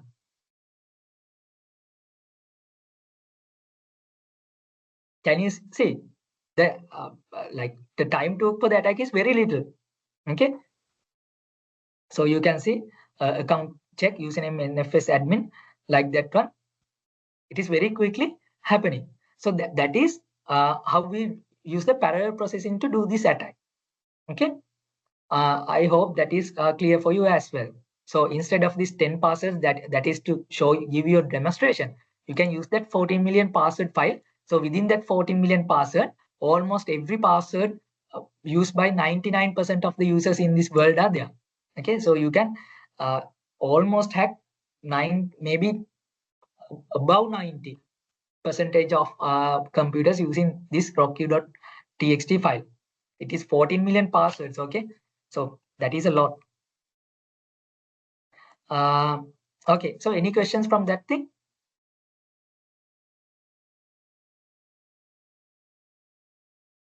Okay. Excuse me, sir. Yeah. Sir, you demonstrate it through we violate the machine's password. But can we use this rocky.txt in our website to web security applications? Yeah, of course you can use this password list through any for doing any brute force attempt. For example, there's a tool called John the Ripper. Okay, you can use that through John the Ripper as well, and also of course you can use this through burp suit. That is fine. The only thing is, since it contains like 14 million passwords, it'll take a lot of time. Maybe it'll take your entire lifetime if you try to do it within your PC. Okay, because we don't have such computing power. But if you of course use it with machines with higher GPUs like the ones we are using for running this training, these machine learning models, like those things at SLIIT, you can achieve that within very short time. That is possible. And also this rocky.txt is not the only word list file that is there in the industry. There are several other word list files. We call them word list files, but this is the most famous one since it is coming by default within the Kali Linux operating system. It is there in the Kali Linux operating system. The location is, if I can remember correctly, it is here, user share word lists. Okay, there are several other word lists. Here you should be able to find this rocky.txt word list. It is like a zip file. You have to unzip that and convert into the text version. So this is the location. User share word lists. Okay. Any other questions? Yes. So just one more. Yeah. So they're asking how can we get the IP address of the victim? Oh, okay. Good that you asked that one. I might forget. Okay. IP address of the victim, you can get from many ways. Okay. For that, we are using social engineering attacks. Okay. For that, we have a tool called Beef. Okay. Beef is not there in my, I think in my Kali machine, it's not updated. Beef. Yeah. Beef is no. Yeah, beef is not there. So what we can do is one thing is you have something called showdown here in this machine. CCTV. If we check for CCTV cameras around the world, you have the IP addresses of these CCTV cameras. Okay, and this is a project built by some of the university students. So just like the Google search engines, okay, this is a search engine where you can find all the connected devices to the internet, all the IoT or connected devices to the internet. Okay, you can see from Indonesia, you have 933 CCTV cameras like that. You can get IP addresses from here also if you want to attack, because here you can see what are the services running in this one, open ports and everything. If you go to this, if you purchase this one, here you can see the OS version, build, all those things, remote desktop protocols, and you have these interfaces. All this information are there. That is one way of obtaining IP address. The other thing is you can use something called social engineering. Okay, social engineering means now you might have seen sometimes you get messages, right? You have won this dialogue megavasana in order to claim your let me show one of the emails I got. Okay, let me stop sharing this one.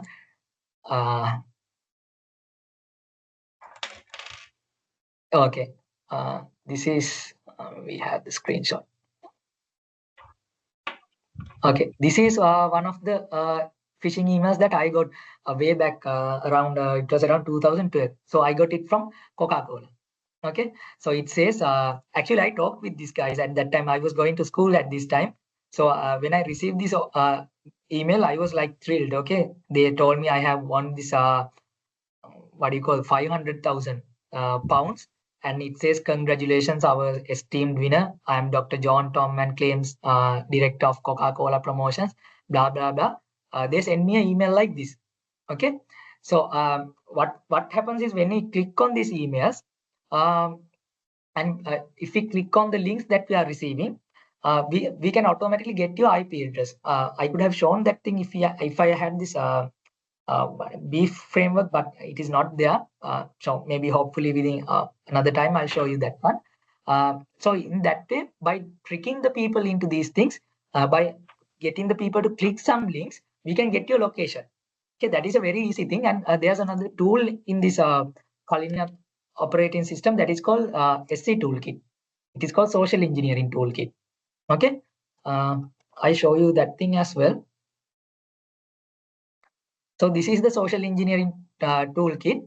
So it is like this balance checking from your mobile. From dialog, you hash 678 hash.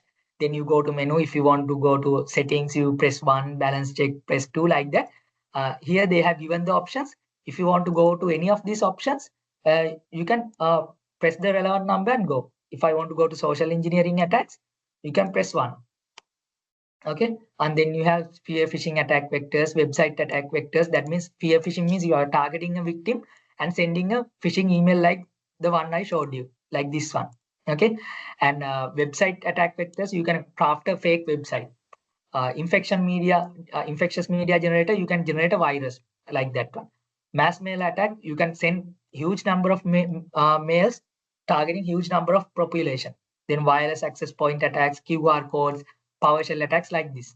Okay.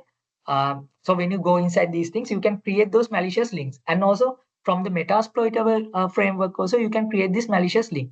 Okay. Once the user click on this one, okay, we called it like a hook.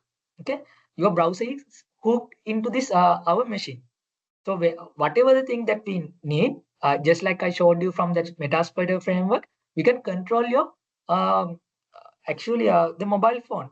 Okay, but like actually we don't need to obtain a IP address in that case. When we hook your mobile phone or laptop, we can do anything.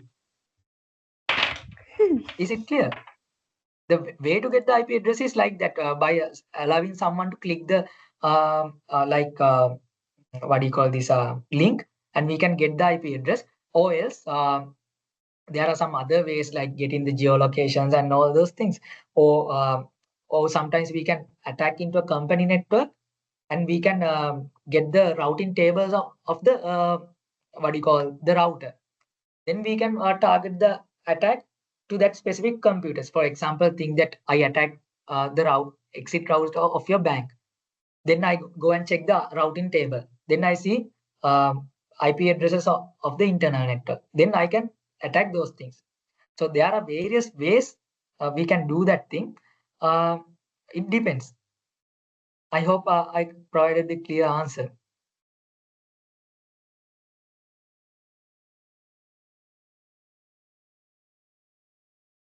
Since I opened this social engineering toolkit, I'll show you a very like an easy method to get this one. You don't need to look for IP addresses. You can straight away get the usernames and passwords. So in here, we are going we can set up a fake website.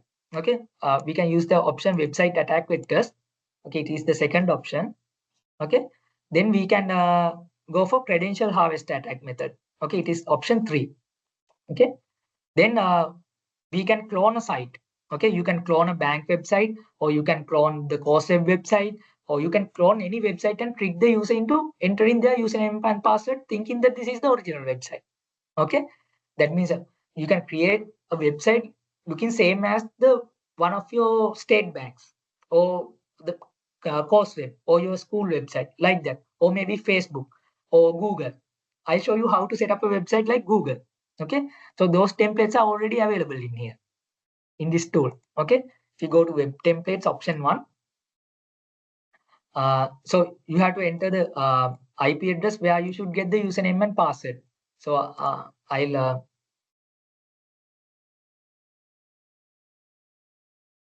get the IP address of this my machine.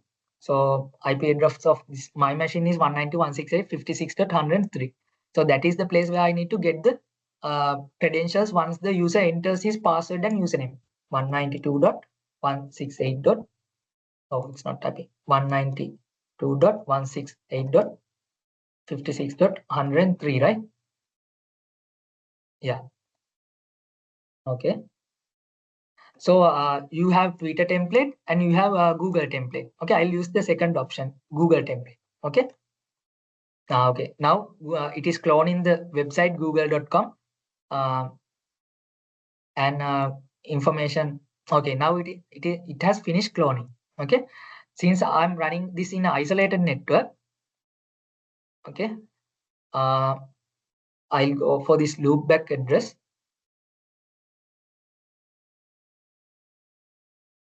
Okay, you can see it is some now the images are not loading properly. Now it is somewhat similar to this Google login, right? Now think that you enter your Google email account and password. So I'm going to enter my email.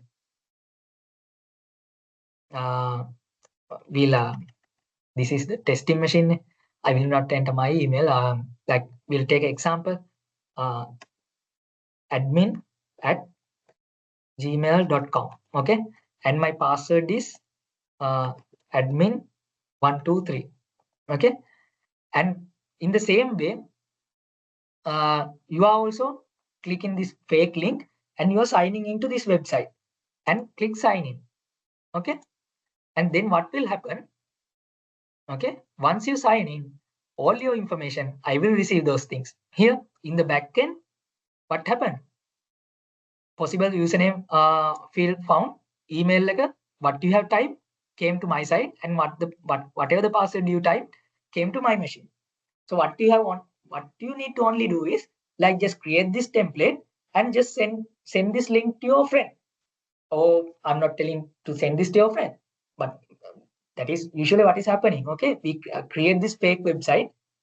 Maybe think that this is a bank website. So you create a bank website login page and you send it to someone and telling your bank account is under attack. You need to immediately reset the password. So go click this link and enter your username and password and change the password immediately. So people who don't know about this kind of thing, what will happen? They will click your link and they will enter their real username and the password. Then you will get their real username and password at the back end. That is what is usually happening. You don't need to even obtain IP addresses. So hope that is clear. So this is one method you can look for IP addresses. Other than that, you need to scan the entire network. We have from the Nessus also you can do the scanning. You can give the domain name directly and do the scan. Or else there's Sir, something called. excuse me. Yeah. Sir, which social engineering tool are you using right now? Sorry?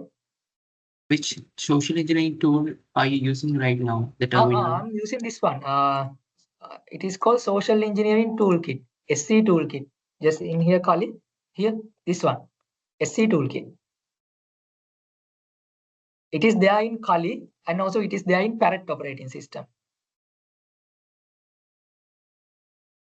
So you can set up your own websites in here as well. You can design a website which look like a bank website and you can attach it to here and send the link as well. That customization option is there. I don't have this Beef framework to show you the function of Beef. That tool also you can log in. You can go into the machine. When that tool you can use to get the IP address, because once you click the link generated from that Beef tool Beef tool, what will happen is it will show the connected IP addresses of the devices. Then you don't really need the IP addresses. What will happen is then you can push some commands to that device, like taking photos from the webcam, taking videos from the webcam, recording the mic, like those things. So I think our time is also over by now. So do you have any questions?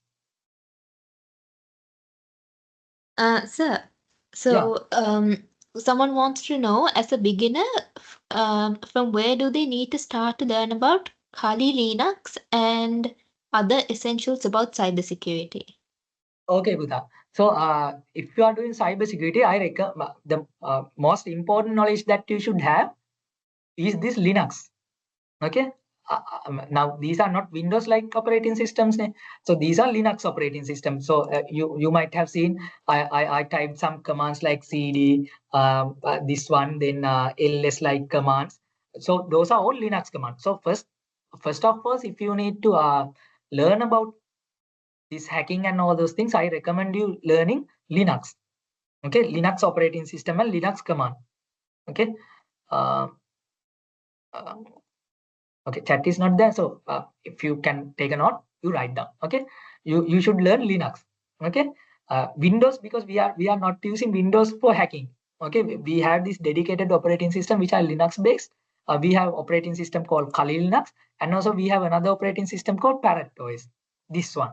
Okay, so all are Linux based operating system. This is running on Linux kernel. So you need to know about Linux. All these tools are Linux based tools. We have tools for Windows, but most of the tools are there in Linux operating. So first you need to learn about Linux. Then you need to learn about networking. Okay, because everything cybersecurity means, that is basically cyberspace means internet. Okay, so everything is there about networking. the IP addresses. Now you saw that today we use this 192 IP range. That is, I told you that is private IP addresses, and I told you about this public IP addresses and all those things, host only adapters, network address translation, all those things that is related to networking. So you need to learn networking there. Okay, first learn Linux, then learn about networking. When you learn those two things, then you can do pretty much like most of the things about hacking. Then you might need to learn Python, Ruby, like other languages. But keep that aside. Basically, you learn those two things, Linux and networking. That is enough for you to start your cyber career. And also, I'll recommend there's something called Try Hack Me platform. Okay, this one. Okay, you go to Google. Okay, type Try Hack Me. Okay, this one. This is a very good platform. You can create an account. Okay, and there are some interactive games. Here, go to this learn. Okay, then you have learning paths. Okay, you can select the difficulty level, easy, medium, hard, status, completed, in progress. That is status, number of games. So you have everything related to cybersecurity. SOC level 1, this is security, this operation center, junior penetration tester, DevOps security, security engineer, um, web fundamentals, how to do web hacking, offensive pen testing, web application penetration testing. Everything you need to learn about cybersecurity is here. And also there are some challenges, and you can go to dashboard and view those things. So everything is there for you to learn. So this is a very good platform if you want to learn about cybersecurity. So go to learn. Learning paths are there, and also learning roadmaps are there. Okay, you can try these, all those things. This is totally free. That is one good place to start. I hope I gave you an answer. Yeah, Andha. Yes, Buddha. Sir, can you hear me? Yeah, yeah. Sir, I am nowadays I'm an undergraduate student of Rajarhat University. Okay. I'm doing BSc Applied Science in Computer Science and Mathematics. Okay. Also, have some hands-on experience in TriHackMe. Nowadays, I am in top 6%. That's good. That's great. And also preparing for CompTIA A+. Okay. And I also created some tools like port scanner and SQL exploits. And nowadays working on that. Already developed some tools like port scanning. I am nowadays seeking internship. How can I move it for industry?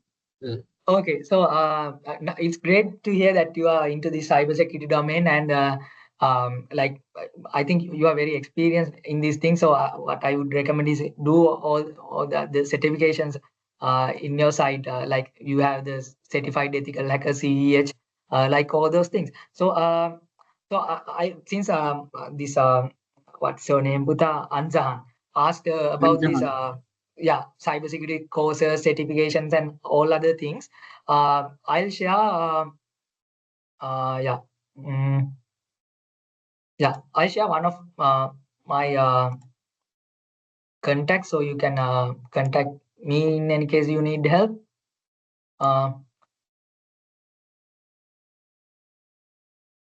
So let me show. This is my contact number, and this is my email. Yes, at slit.lk.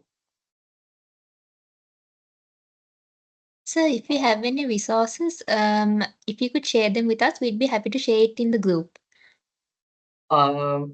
Resources in your group, right? Okay. Yes. In the group with so all the I'll, delegates.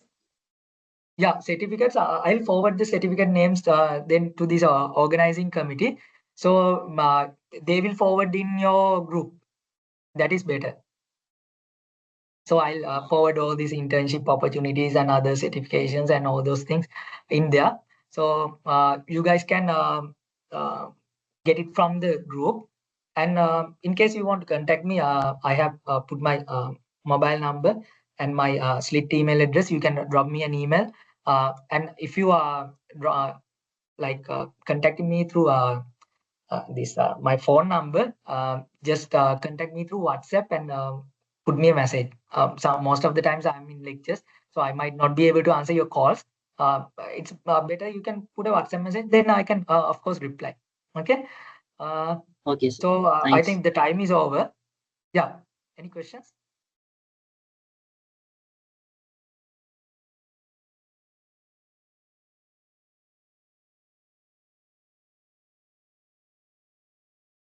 Okay, seems like there's no question. So we can wind up the session, right?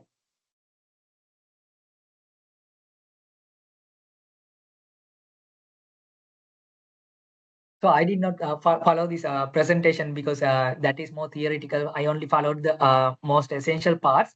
So I hope you enjoyed more in practical aspects than the theory. So we'll meet once again, maybe next year, hopefully. If you have any questions, you can forward me, or you can ask from asking the WhatsApp group, and they will forward the questions to me. So I'll try to reply you in that manner as well. So I'll share all the resources with you, maybe share the presentation slide deck with you as well. And I think the recording is there. They will share the recording as well. So feel free to contact, ask any questions, and share your knowledge. So I'll create a WhatsApp group. So I'll share the joining link with the organizing committee as well. So because we have a cybersecurity community at SLIIT, comprising of all these university students and school students. We'll share the link with you as well. So organizers will share the link. So Puta, thank you for participating. I hope you enjoyed the session. So have a good night. So thank you once again, Mr. Siriwardana, for such a thought-provoking and insightful session. I'm sure I speak for everyone here when I say that your presentation has left us with a solid foundation in cybersecurity, providing tools and actionable knowledge that will help us secure ourselves, our workplace, and our nation. So, this is the kind of knowledge that doesn't just stay in this room, it goes out and strengthens our entire digital ecosystem. So, as we wrap up this excellent session, I want to thank each and every one of you for your active participation and engagement. Your questions, your attention, and your enthusiasm are what makes CyberShield 4.0 a success. So I'm excited to announce that our next session will be held on the 1st of July. So mark your calendars. Stay tuned for more deep dives into specialized cybersecurity topics that will continue to build upon the foundation that you've gained today. So for more information about CyberShield 4.0 and the upcoming sessions, you can visit our official site, www.cybershield.lk. So thank you once again for being part of this incredible cybersecurity community. So let's continue to learn, stay engaged, and build a safer digital Sri Lanka together. See you at the next session. Stay safe, stay vigilant, and thank you all.